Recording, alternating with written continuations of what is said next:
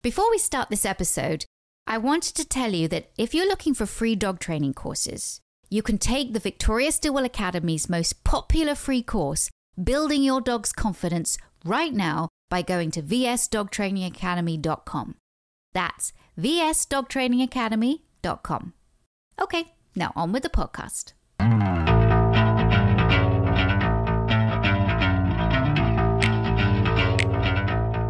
The room is open.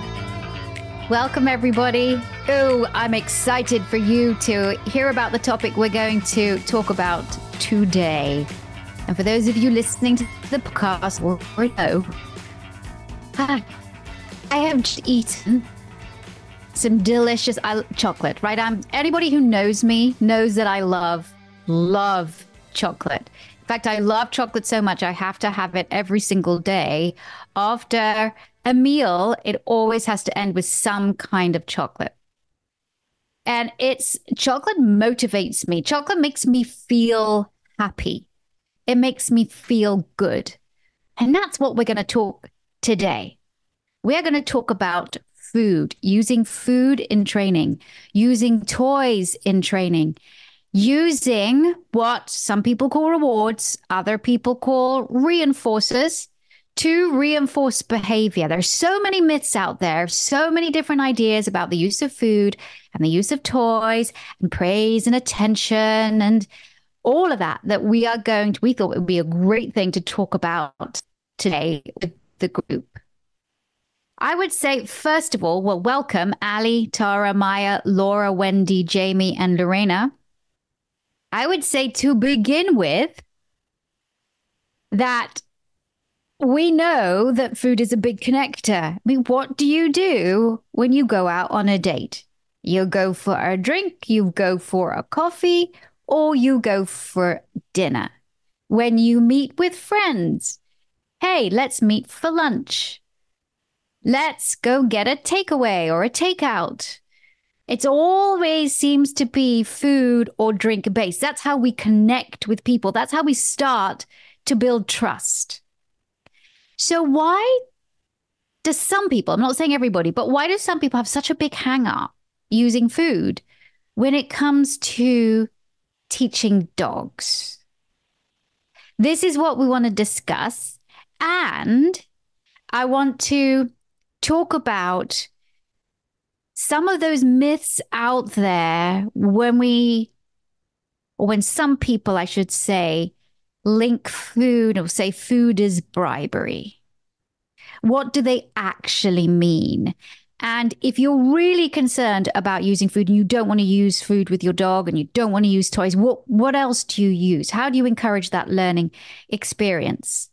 I sort of see it with my dog. I do use food with my dogs. I use a kind of variety of reinforcers, and I use praise and attention. She really loves that. Jasmine, she really loves touch as well. So she kind of likes it all. And so I use a variety of reinforcers with her. But when I start to teach her a new thing, I like to use food. And why? Because A, she really likes it. And B, it's easy.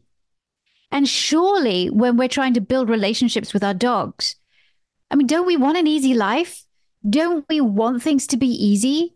So I'd like to start off with you, Maya, and to talk about about this thing that we might have about food being bribery. And then Ali, I'd love to, because I think people get confused about like reinforcement and reinforcer and reward. What is what? So Maya, why are we so hung up about the potential that food is bribery? Yeah, I love what you said about it being easy. And sometimes I think that I think there are different reasons why people might be resistant to using food in their training. And one of them may be because they think that if the dog is doing it for the food, they're not doing it for any other reason. And I think we get worried that the dog is doing it not for me, not because he should, not because he wants to, but because he wants to get that little piece of food. But I kind of like what you said. I mean, at least for me, when I encounter that, I say that's absolutely right. He's doing it for the food if I'm feeding it. And that doesn't mean, though, that what I start with food will have to always be reinforced with food for the rest of the dog's life. We could talk more about that later. But when we start with food, we make it easy for people and we make it easy for dogs. And when we're starting a new behavior, anything we can do to make it easy, especially, frankly, for us, because we're at a bit of a disadvantage, is great. Little pieces of food are the easiest thing that I know of to give to somebody, even a tiny child, to help them build a relationship with a dog. Yeah. Ali, can we clear up this reinforcer versus reward?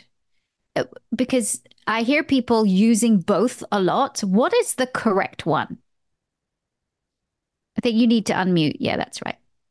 Well, if you think about it from the 4 quadrants standpoint, a reinforcer or something that you're adding or that you want to maintain or increase a frequency in behavior, this is a consequence that would come after the behavior, hoping to have that outcome. So that doesn't necessarily mean that if you give your dog a treat after they do something, that it's reinforcing. For example, if you were trying to give your dog a treat for approaching a vacuum and they had their weight shifted backwards and they were shaking and they kind of lean forward and take the treat a little bit and chew it really quickly and then retreat from the vacuum, if they don't approach the vacuum again, this treat was not reinforcing. It was not reinforcing the behavior of approaching the vacuum. In fact, that they might have been conflicted, and maybe we can talk about that later, to take the food when the vacuum is there and scary. Now, reward, some people call them rewards then, of like, oh, well, I don't know if this is going to lead to maintaining or increasing the frequency of this behavior, so I'm just going to call it a reward. And again, we're kind of talking about, it's not necessarily semantics, but we're talking about definitions of different words. But to some people, a reward is something given for a good behavior or a good deed. If you think about, like, you receive an award or a reward at work for doing something good. So I want to be careful of that as a positive trainer, because behaviors reinforce all the time that we don't consider good. So if your dog jumps up on the counter and gets your dinner, that is a reinforcing thing for your dog, or this could be a reward for your dog. Whereas for you, that's not considered a reward. So I think the bottom line is that you need to look at what's actually happening in front of you and see, does your dog keep doing this behavior for this consequence? That means it is a reinforcer. But I just want to have us be careful when we're using those words going forward, that we all have an agreed to definition. Yeah, so reinforcer, it becomes a reinforcer if the behavior is repeated. Is that what you're saying? Yes, yeah. And anyone else that wants to add too, if you have other things you say to clients that can help, that'd be great. So Maya, this whole reward versus reinforcement, what are your thoughts on it? Yeah, I don't know that there's a perfect answer to this, but I noticed a comment in the chat over here about how the words we use, this is from Andrea or Andrea, how the words we use can affect what the trainer does and how they think about what they're doing. And so at least if I put my thumb on the scale, given what you just said, Ali, I would say, even though it's not an ordinary word that we use in other parts of our life, we should try to use the word reinforcer, because reinforcer and reward are not interchangeable. A reward may not increase the future frequency of a behavior, and a reinforcer may not be for a job well done, right? And when I'm looking with my behavior hat on, I really want to think about how to build behavior, oftentimes from behavior that isn't itself good or bad. So I'm really looking for, what can I add to the situation? What can I bring in here that's going to make that thing that just happened happen again, or be more likely to happen again? And that's a really different hat to wear than sitting over here judging, dog, what you did. Was it good enough? Was it bad? Right? It's a different mindset. So to me, I think it's worth going for the mouthful word reinforcer or reinforcement, because I think it can really help us focus our attention on what food is doing in that situation. when we're using it properly in training. And okay, we've got this term now. We're using it, reinforcer. For those people who are like, yeah, but it's still bribing. You're still bribing your dog, right? Because and in fact you shouldn't be doing, because your dog should work for you because they love you. I mean, what do you say to that? Because I hear it all the time from people. Food is bribery. Why are people using food? That is just bribing the dog. Ali. Yeah, when we think about it, we talk about this in Victoria Stillwell Academy with our professional dog trainers, our aspiring dog trainers. We talk about that if we are calling it a bribe would come before the behavior. So if you're trying to get to the dog to do something, you present the food before your dog does the thing. That would be, if we're calling it a bribe. But if the food comes after the behavior, this is not a bribe. This is a reinforcer.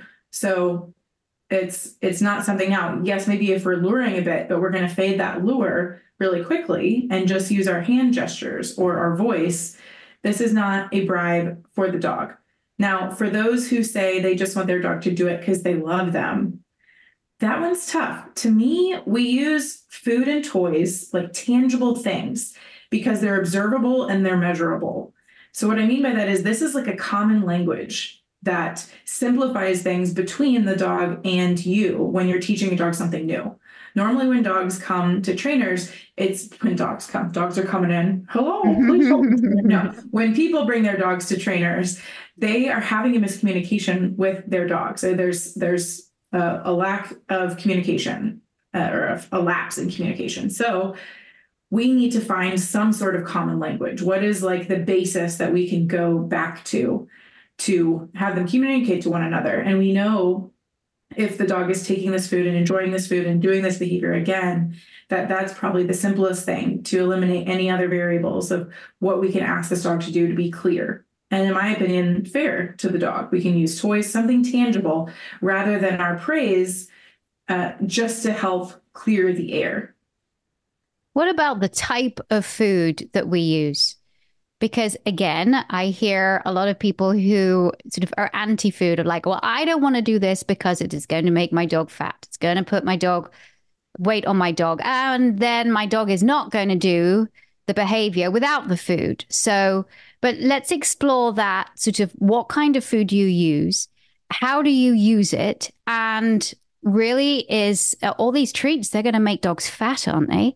I mean, we want our dogs to be the right kind of weight. And if we're just shoving treats in their face all the time, well, then that's not great. Lorena. Well, there's treats and then there's treats. And dogs like any number of things. I mean, you can really be smart about how you're using your treats by thinking about what you're going to feed them. So, for example, let's say that you try, as an example, you try giving your dog a piece or a slice of an apple. And your dog's like, yeah, give me some more of that. Well, guess what? That can definitely be chopped up into small pieces. You can use that to your advantage and use that as a treat. Frozen green beans also chopped up. For many dogs, that is a fantastic, fantastic treat and very, very cheap as far as calories are concerned. Another thing that you can do is, for some dogs, their kibble themselves. That can actually be used for training sessions.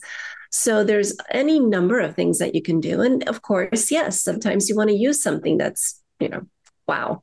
Something that's a little bit more calorically exaggerated. And for something like that, it's the kind of thing that you would just want to keep in mind that, okay, I fed my dog, a bag full of cheese. That's pretty hefty there. So maybe I'll just give them for their dinner half the regular portion or 3/4 of their regular portion. You can make adjustments to this kind of a thing. It's the equivalent of, okay, you had a brownie for dessert at lunch, so have a salad at dinner. It's the same concept. Yeah, so if you are using food in training, or you're teaching your dog a new skill and you're using food pretty heavily, well, then it does stand to reason that you just, if you're worried about your dog putting on weight, then you feed them less in the meal. But I have this thing, right, that if you are using food in training, I think sometimes, especially rookie trainers, might be under the impression that actually my dog is going to learn better when they're really hungry. And I say, absolutely not. No, no, no, no. Who can really learn when they're hungry? When they're hungry on an empty stomach, you can't, right? So you don't want your dog to be really, really hungry. You want to feed your dog a little bit, and so that it's sort of their little that hunger has been stemmed, and so that they can focus on learning something. So don't starve your dog before you're about to do a training session, so that you get your dog to work even harder. But when you are using food, the way you deliver your food is really important. And it depends on the kind of dog that you have. But Tara, I'd like to explore this of like how we deliver food and how the way we're delivering food can help our dogs learn, and that it's different for every dog. Yeah, so I think that, you think about food and you think about increasing the value all the time. But like I have a puppy and, it's really funny because the other puppies in the litter are starting to learn the skills, right? And the skills that everybody thinks of. And I've been very busy focused on a couple of things that I need to fix for our house, but also teaching her food's not always to the mouth. Food can be flicked. Food can be caught. I mean, her catch, we measure catch every single day. She's now up to 80% catching treats. So these are the types of things that I'm looking at. We had an incident just this week where recall was breaking down. I mean, she's going into adolescence, so I expect that. And all I had on me was kibble. And I was like, okay, this isn't working. She's like, she came back the first time. She's like, yeah, that's not a good deal for me. And I thought, well, we have the leftover bucket inside. And for those of those people that don't know me or have heard about the leftover bucket, when we eat, whatever's left over on our plate goes into a bucket in the fridge. And that's our reinforcers at the highest value. So we basically, I sat there and I was watching her, and what she wanted to do in the moment was sniff the ground. And it was something on the other side of the fence that she was sniffing. And I thought, well, all I have is this boring kibble, but I can drop it into the ground when she comes and we can find that kibble together. And so that's basically what I swapped out. And by the end, my husband was like, holy cow, you've got just this brilliant dog that just wants to play with you and not look at the fence anymore. There was a waiting game. I had to wait her out. And the moment she looked at me, I'm looking in the grass, and she comes running back and then she finds the kibble. And we had 15 to 20 more repetitions of me calling her off of that fence just because I took the kibble and delivered it differently. It had nothing to do, it became this game. So I always look at what's the dog naturally doing? What's the situation that they're in? And how can you reflect that back to them? So now there is this real world enforcer. Someday I may not have to put the food in the grass. I might just be able to hunt the grass with her. So I feel like I'm always talking about grass on these calls, right? But it's good. I'm always in the grass with my dog. I'll probably think, what does she do? So yeah, all my clothes do have grass stains. So Yeah. that's what I was going but it is all about delivery. So she has, flicking, catching, rolling. We do hide it with the food, all those different things. And then also sometimes you eat that kibble for me and I give you something better. So I can bring up the value of my kibble too. So I think that's another area that we can be looking at to really increase the value of the food in so many other ways. When people say that their dogs aren't food motivated, I'm like, what? So they don't eat? They don't eat. Right. Well, then they can't survive. No, every being on this planet is motivated by food because we have to be in order to eat it. But I understand that there may be the environment is not conducive for the dog to eat at that moment. Maybe the food is not interesting enough for the dog at the moment. Maybe the dog is satiated and doesn't want to have any more food because they're full. So I understand that not just delivery, but the time and the kind of food is important. Just going back to reinforcement and distraction hierarchy, Ali, what are the pros and cons of this? Yeah, so we talk about this at VSA. And if you're not familiar with this, it's that you want to match your reinforcer with the level of distraction. So a simple example would be someone that's trying to teach their dog to walk slowly with them on walks is if they're working inside and they want to get like 10 steps, they may use kibble and they may toss the kibble to make it more exciting when they're out on their driveway. Or when they're out on the sidewalk, they may use cheese or meat when they're working in this environment because it's more distracting. So it's matching the level of distraction with the level of reinforcer, and you can keep climbing. I hear that sometimes people say, oh, treats don't work.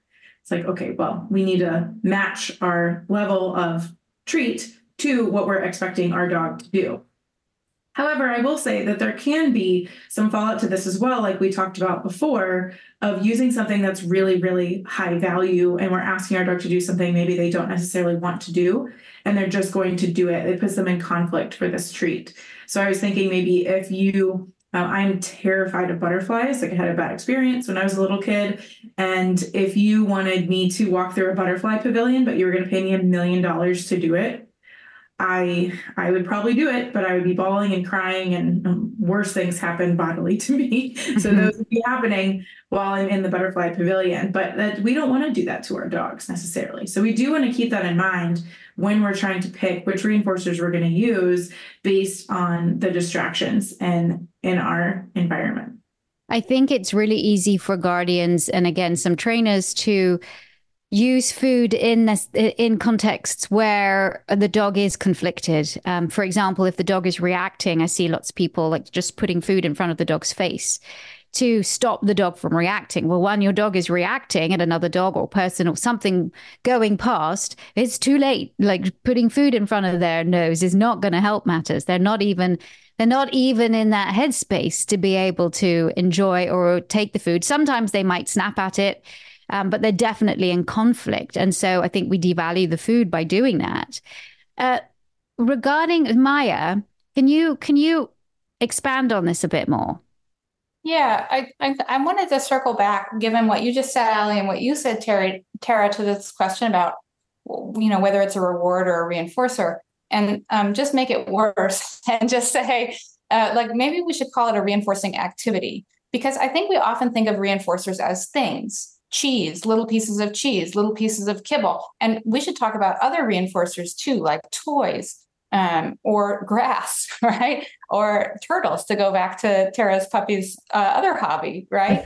So we often think of them as things, but they're not really accessed by the dog as things. They are things, they are activities that the dog does, like eating. And there are lots of ways that you can eat, and they don't all happen in the same way, like seeking or sniffing. I saw somebody say in here their dog might not eat out of a bowl, but they might eat out of a puzzle toy, sort of similar to what you made in the world, Tara, a real life puzzle toy or snuffle mat. So it's useful, I think, for you to do an interview with your dog about how they like to eat in certain contexts and see if you can't get it started. It may not only be about the value of the food, but it may be about how it's delivered, whether they can even pick it up and swallow it. So try it. Take your dog out into the driveway and see with something really, quote unquote, low value, like a piece of kibble right after breakfast. Will they take it from your hand? What if you drop it? Will they pick it up? What if you flick it? Will they chase it? What if you put it into an area where they can't see it right away, like into the grass? Will they sniff for it? I love that. And somebody just put in the chat, yeah, I love using snuffle mats. So snuffle mats that encourage that seeking behavior. And some dogs absolutely love it.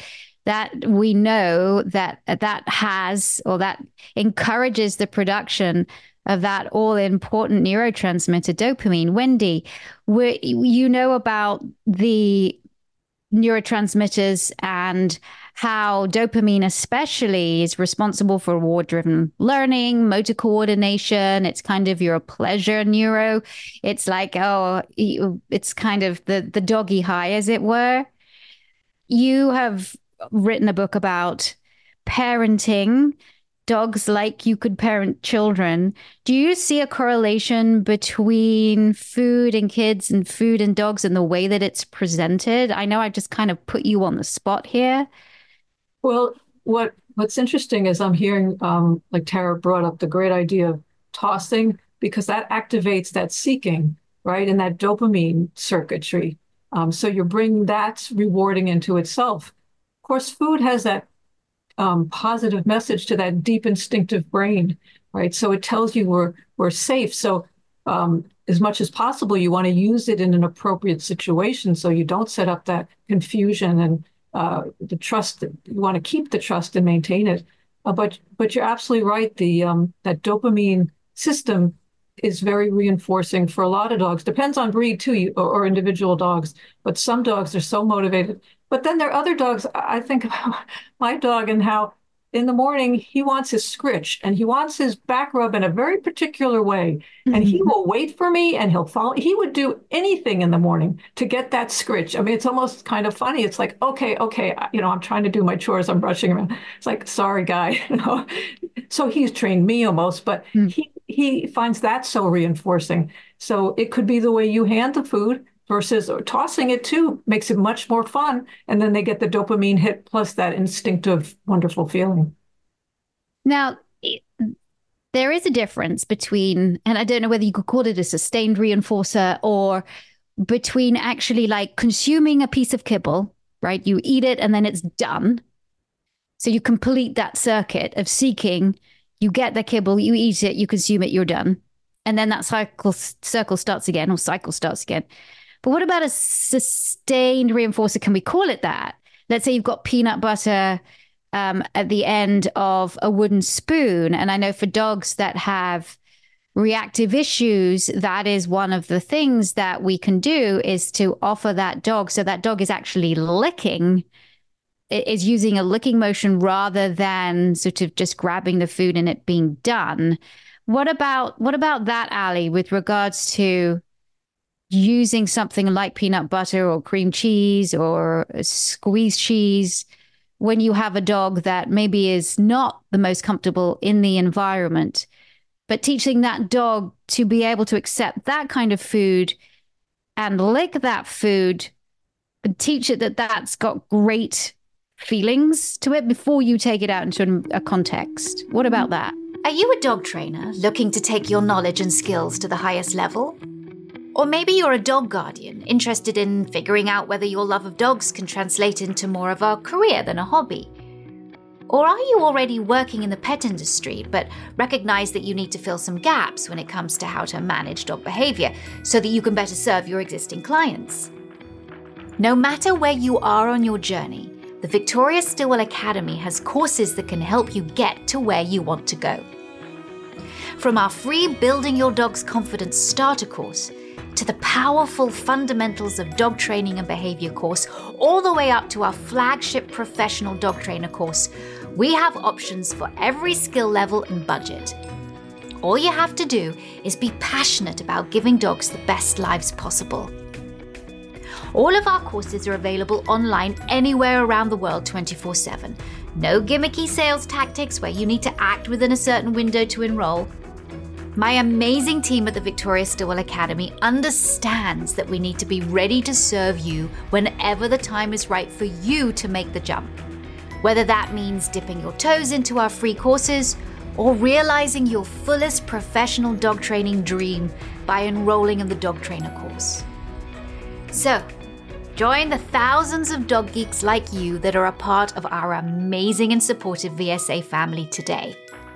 We have Academy specialists available to talk with you and figure out how we can help you reach your dog training goals, or you can enroll in a starter course for free right now. The Victoria Stilwell Academy. It's the future of dog training. Yeah, I think that we want to remember that eating and feeding while walking is a skill. So this may be something that you need to practice in the house and stationary first before you start moving, whether it's for your skills or your dog skills of eating and then distributing the food. So I would practice that indoors first, just sitting down, maybe sitting on the couch, holding a spoon in front of your dog. You dip it in the peanut butter and then you let them lick that spoon. And then you can start to maybe back up a few steps. Let them follow you while licking the spoon. And then maybe you can turn towards the same direction as your dog and start walking forward. Once you get this, where the dog is licking the whole time and they're not, you're not pulling away from them with the spoon, but you guys are working together to take those steps, you can start to move it to different rooms of the house. And then maybe to your garden or backyard. And then maybe to your driveway or sidewalk. So yes, a lot of these things use skills, whether you use a muzzle with your dog and you need to use some spray cheese or spray peanut butter or different spray fillings, and you can put them in squeeze tubes, all sorts of things are easy to take through muzzles. You can have small pea-sized treats and what I mean by treats is any type of food and put it through your dog's muzzle as well. So a lot of these things can be used, especially licking can be very reinforcing for dogs to help them through some scary things. I've used this with my own dogs at the vet or when giving baths and things. But again, we want to be mindful that we aren't putting them in a situation that they're afraid and licking through the fear. So we just want to be sure that this is a comfortable environment for them too. Okay. Maya, what are your thoughts on that? Yeah, what I'm thinking that I really like that you pointed out, Ellie, is that licking is a way of eating and you might need to practice it. You both might need to practice it, right? Both the person delivering a licking food and the animal that's taking it up might need to practice it. And that's true for all of the other ways to eat. Because I'm going to use a trainer's favorite here, and some of you may be familiar with it, but Premack principle. Have you heard of Premack principle? This is where we use a behavior that your dog is really likely to do to reinforce a behavior that they're less likely to do. So for instance, if they're very likely to chase a squirrel and you'd like them to come back to you, you might call them back to you and immediately release them to chase that squirrel. That's Premack principle. But guess what? So is feeding your dog in training, because eating is a very likely behavior. And what we do when we think of eating as a behavior is we can see it as a skill that is teachable and changeable. It's not in your dog. And we can also start to use it to reinforce other behavior that we like that comes before it. And that's true even, we went by it really fast, but I kind of wanted to come back to it.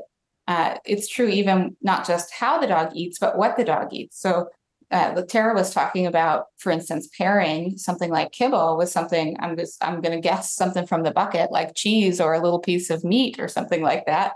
Right. If you pair kibble and meat, and it's more likely to eat meat than kibble, guess what? You're strengthening that eating of kibble too. So you can actually build a really good eater by making those decisions, thinking, okay, what is she really likely to eat in this situation? How can I make sure she eats something she's a little less likely to eat before that? And now you have more reinforcers. Fantastic. Okay. So we've successfully taught our dog to do a new skill. And they're really good at it. Now, what do we do about fading that food? Do we fade it completely? Do we never feed the dog again? Do we sometimes feed the dog?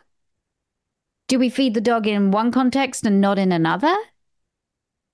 Like, how do you do that? And when do you know it's time to fade that lure? So I'd love somebody to talk about that. When do you fade the lure, Tara? Or Lorena, when do you fade that lure? So as far as I jumped in ahead of you, Lorena, since she said mine first. I apologize. That's fine. No, go on.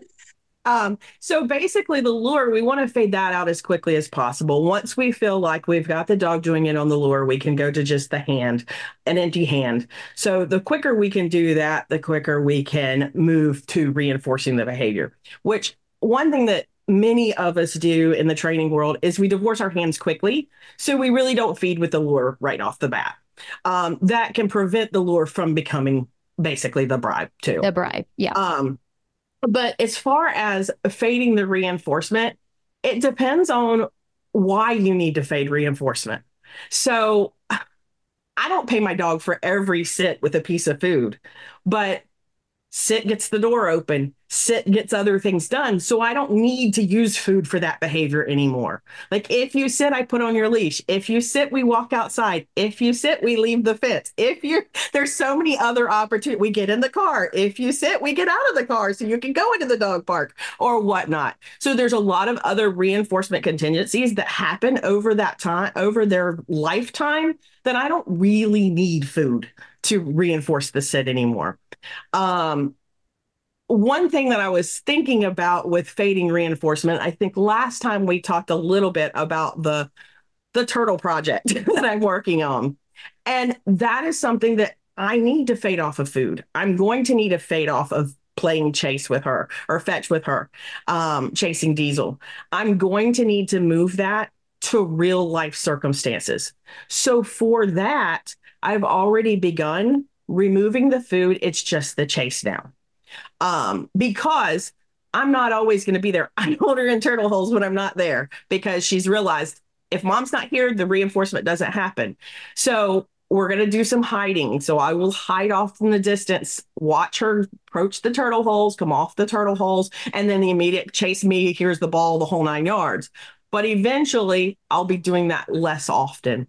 But I'll never completely fade out reinforcement for that because I want that behavior to remain fun.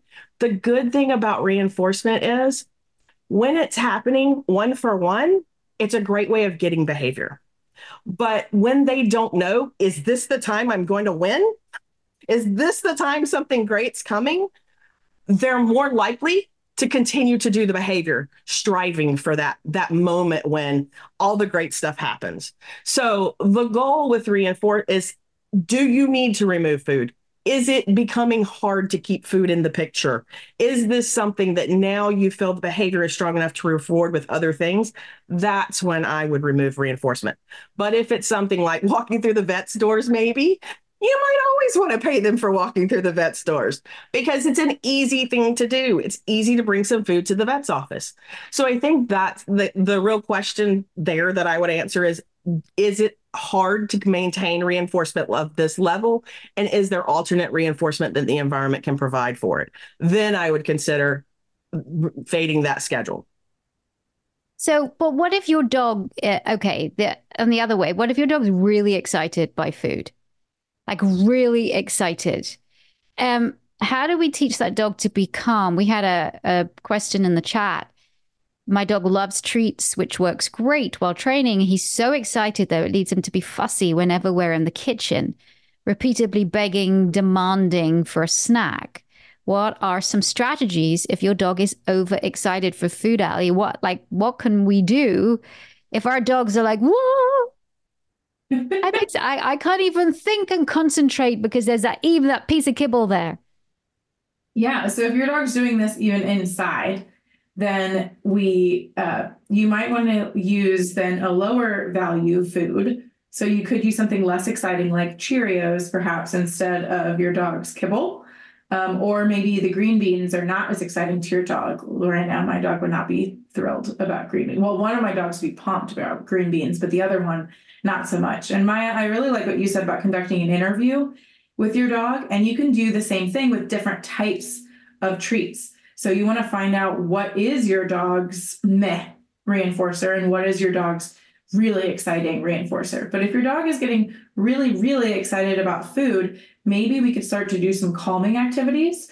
So just sitting and reading a book, and every once in a while you drop a treat next to you. So I would sit on the carpet on the couch, or if that's too exciting, sit on the couch, and I would just quietly drop treats down every few minutes and maybe start to teach my dog to be calm around food. But I'd be interested to know, Maya, you also liked this question. What would you say? Yeah, I think this is a great question. And I bet you're not alone in this. I see a lot of people whose dogs just start, oh my gosh, there's food available. And this is where I think it's important to recognize that loop that you were just talking about, Victoria, where the dog eats and is ready to go again. because food for many dogs, in fact, every dog after their first training session with food is not just a reinforcer, it's also a cue. It also tells the dog, do the things that have gotten you food in the past. That's why we're using it, right?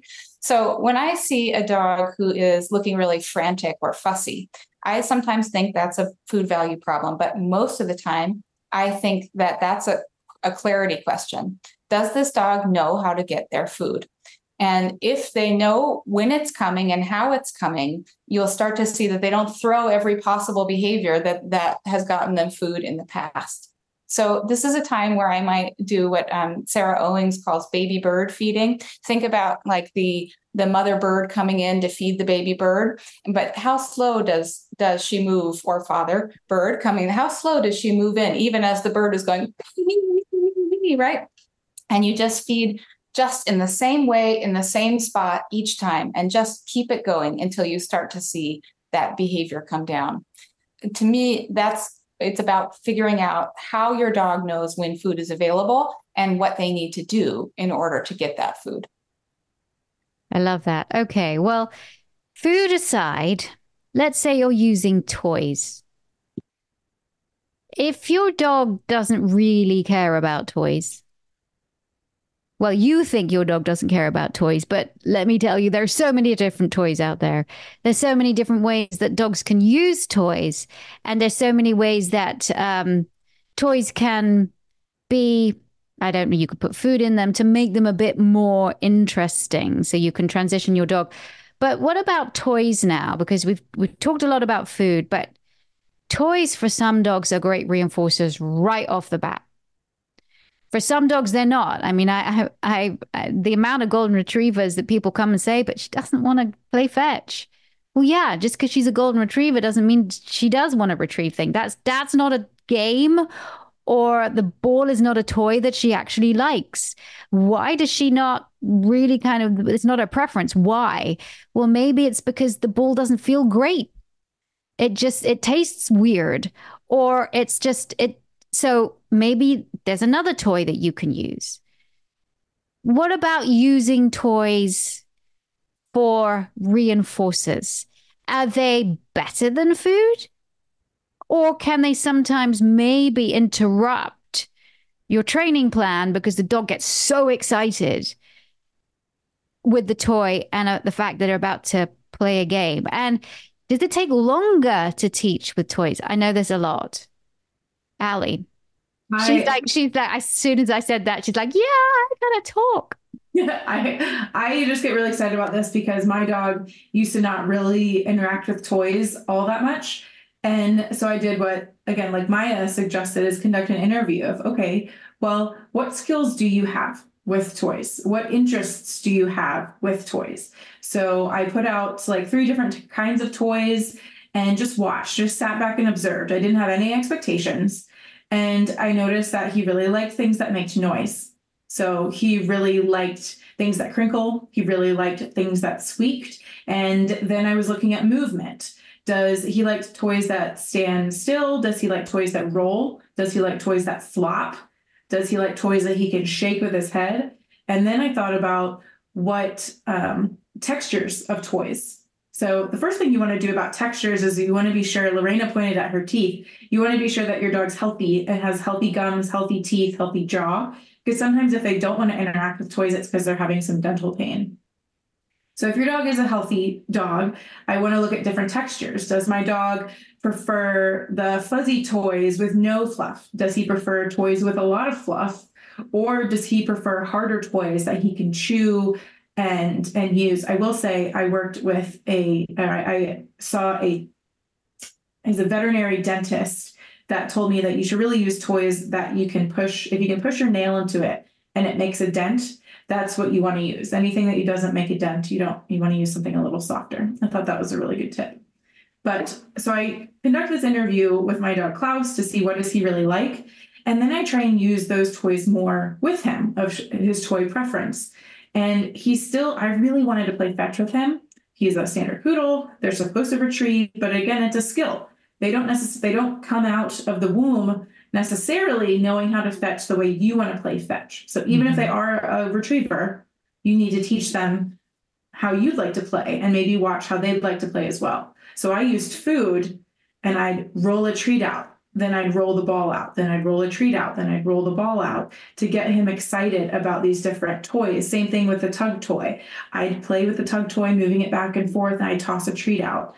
And so I try and be a little bit more dynamic with myself. And then I start to incorporate it into training. And that, to sum up, is another skill to use of how do you use a ball when training or use a tug toy when training. That's a different skill for both you and the dog. Yeah. And we can look. I mean, I gave the example of golden retrievers, and I know a lot of golden retrievers that won't retrieve. It's not like something that they really like doing. But then a lot of dogs that we can play sort of use breed specific toys or breed specific games for these kinds of dogs. Laura, you have a Dachshund. Have you seen that there are any sort of breed specific toys / games that you do that your pup likes because he's a Dachshund? Yeah, so I found obviously digging is can be quite a big thing for Dachshunds. We like to go to a secure field which has a sand pit in it, so he gets his digging from there, which he loves. Also, I tend to get toys that aren't going to have him jumping up too much because of his back. I tend to go down to his level. He loves I think it's called a tug that has the rabbit fur on the end of it and a ball, which again, he is obsessed with balls. So that is just like the ultimate toy for him. But I will do that at his level so he's not jumping up and hurting his back. And again, with the balls, I'm buying him the smaller balls because of his tiny mouth, which he loves. But obviously, because he's so obsessed with the ball, he only has the ball at certain times. I won't leave balls out for him because he will just play all day with this ball. He Mm. finds it so rewarding, especially a squeaky one. So yeah, I would say digging especially for Dachshunds, giving them that outlet so they don't do it in your flower beds is always nice. And yeah, making sure you're keeping down to their level. But yeah, that's just for small dogs. I'm sure, like for example, Ali, you have bigger dog examples that you could talk forever about. Yeah. We do have to think about our small dog. And when we're talking about treat delivery or toy delivery, that with small dogs, we do have to think about them. They're always having to look up at us. And if you Yeah. always had to look up at somebody, that would really hurt your neck. Your neck would become very stiff after a while. So we have to be aware of our little dog's experience and meet them where they're at. So yeah, you're saying that when you do interact with your dog, a lot of the times, or you giving food or you giving toys and everything, you're down on level so your dog doesn't jump up because of course Yeah. Dachshunds we know can have difficulties with their backs. Their backs can be very sensitive. So I think that's important that we understand. What about teaching a game, Maya? What about when we've got a dog that maybe is not that interested in toys or doesn't know the game because dogs aren't born knowing these games? How do we teach it? Yeah, every once in a while I'll come, and I love using toys and play as reinforcement in training. But every once in a while I'll come around against a dog who really has like perfect levels of cooperative play from the beginning, but it's very rare, almost never. Usually you have a dog who's a little less interested in toys or who's so interested in toys that inserting yourself into the game is something that you need to teach. And so when we're teaching the game of not just playing with a toy, but playing with me with a toy, we want to make sure that we both teach ourselves how to play in a way that's fun for the dog and also teach the dog how to give up the toy to us without conflict. Because if I want to use it as a reinforcer, and part of that means taking the toy away from the dog, and he doesn't know how to do that yet, it's not going to be a very effective reinforcer or a very fun game for either of us. So when we start, I want to make sure that I'm both figuring out what do you like to do Do you like it crinkled? Do you like it to bounce? Do you like it to be, I'm thinking, Laura, of your dog, maybe I might tuck it under a towel so you could dig it out at first, right? How can I present it so that it's fun? And also, how can I make the giving it up not sting? And one way that you can do that is make sure that you have two identical toys. When you do that, as soon as the dog is playing with the other toy, instead of you reaching for it and trying to take it from him, you turn your attention to the identical item that you still have. Tuck it back under the towel and put all your attention there until the dog drops the toy that they have and goes for the other one. And that way you can start to bring yourself into the game in a way that doesn't sting for the dog and where it's actually quite fun for the dog. And you can start to teach a useful reinforcement loop as opposed to having it be a conflict where I'm trying to take the toy from you. And I love, sorry, Maya, carry on. And then I've no, got something to say I'm after just you. getting so excited thinking about teaching. I love teaching play. And I was actually recently teaching play with a flirt pole to a trainer friend. A flirt pole, if you're not familiar with it, is like a giant cat toy, right? It's like a long toy with a string, and it has something like a tug that the dog can grab, or a squeaky toy that the dog can grab at the end of that. That you can whip around and move around. And this is a professional trainer. She knows how to play with her dog, but she had never used this kind of item. So what she was doing was she was taking the toy and sort of wiggling it in his face. And the dog was kind of like, had never seen anything like that before, wasn't interested in it, so was pulling his body back. And I thought of one of my mentors saying, be the squirrel. Have you ever seen a squirrel run at a dog? They do not run, right? So teaching her how to move the toy so that it was interesting to the dog is also part of teaching the game. How can you make it interesting with different toys? How can you manipulate them so that what you're doing is actually fun for the dog? Jamie, can we pivot onto and talk about attention and praise? Let's say you don't want to use toys and there's no food. And what about attention and praise? Are these lower value reinforcers? I think that for people, they tend to use that a lot less or not understand that actually their praise and their attention holds a whole load of power. Oh, absolutely. I think we all run into people who feel that they should always work only for attention or praise. And there might be too much emphasis on that in the beginning. So a lot of times we'll start off with working with food, but adding praise as we're giving the food or right after we're giving the food. So we're pairing that kind of attention with something they already enjoy, which builds value for that attention and praise. And of course, you have several dogs who that is, for lack of better words, that is their love language, and that is the best thing in the world. I've met several dogs recently in rescue who they want to crawl into your skin with you. They just want somebody to be close to them and touch them. And those can be really powerful reinforcers, because if they learn that they get the thing that they're seeking, which is touch or the way that you're speaking to them that they enjoy, especially if you've paired that already in the past with something else that's wonderful, so it's got an even stronger association with good things, it can be such a great tool to use when you're asking them to do the thing and they get just this praise or this touch that they love. I have found for a lot of dogs that's even more powerful than food. Yeah, I agree. I think you make a really good point there, because so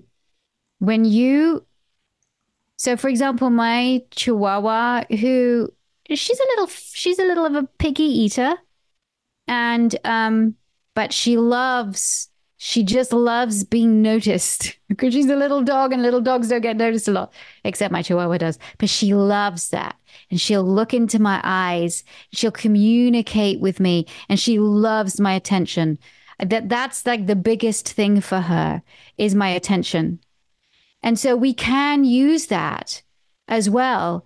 And so we're talking about all of these different ways of, or all these different reinforcers, a way of reinforcing behavior that we like, and hopefully our dogs like too.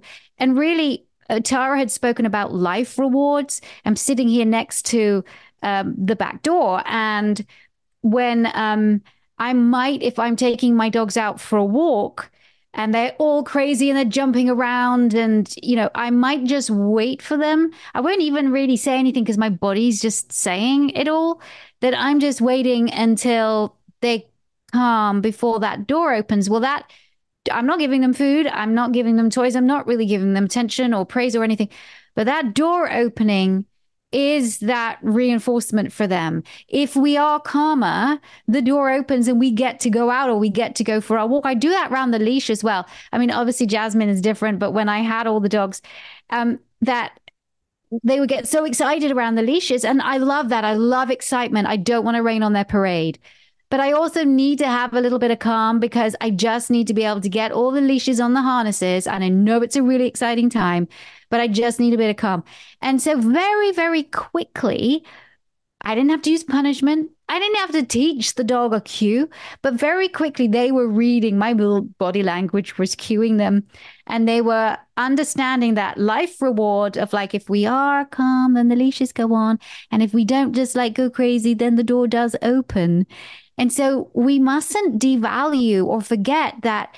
I think, as we said in the beginning, we're using, I mean, there's reinforcement all the time from what we're doing and from the environment, even when we're not intending it to be.